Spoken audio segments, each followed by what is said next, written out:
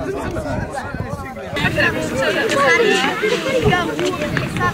احمد الذي تطلع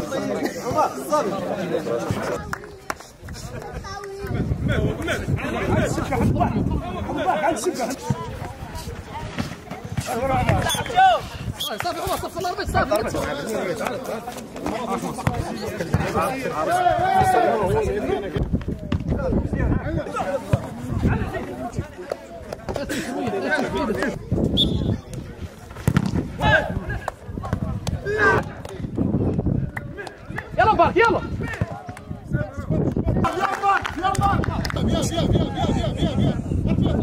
السلام عليكم ورحمة الله تعالى وبركاته. في البداية نرحب بكم في النسخة 17 من دوري الرمضاني الذي ما فتئ نادي فم الواد لكرة القدم يقيمه بمناسبة كل دوري رمضان.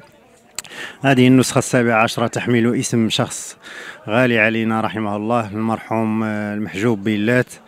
هذه الدورة تعرف مشاركة 13 فريقا مقسمين 3 مجموعات.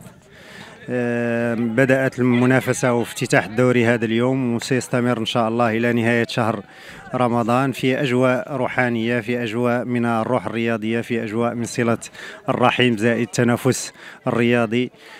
هذه سنة دأب نادي فم الواد بشراكة مع جماعة فم الواد على إحيائها كل سنة بهذه القرية، ونتمنى إن شاء الله على أن هذه السنة أيضا تكون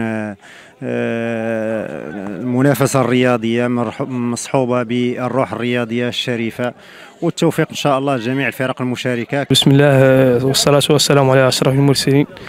واش نقول لك، هذا الدوري احنا ما هي أول نوبة نشاركوا فيه، وديما الحمد لله هذه من 2008 والله 2009 نشاركوا فيه الحمد لله.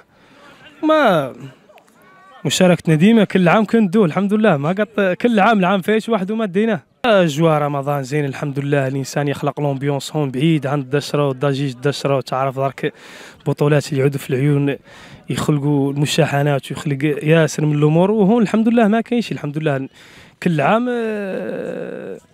نلعبوا، كل عام ندو الحمد لله. العام فايش واحد وما ديناه، على قول عندنا كاع حفظنا هذا الدوري عاد ديالنا كاع والله. هذا العام شاركين الحمد لله نفس التشكيلة، ما كنبدلوا حد الحمد لله. لا ترك أخ المرحوم، نحن الحمد لله في أجواء اليوم زين الحمد لله، ونشكروا مولود سيك على ذا المجهود ديالو والمجموعة اللي معاه، ونشكروا الشباب في الواد كامل والمعايل اللي من العيون واللي غيرها من البلايا اللي شاركوا معنا في هذا الدوري. نطلبوا الدعوات فيهم ونشكرهم كاملين على هذا المجهود.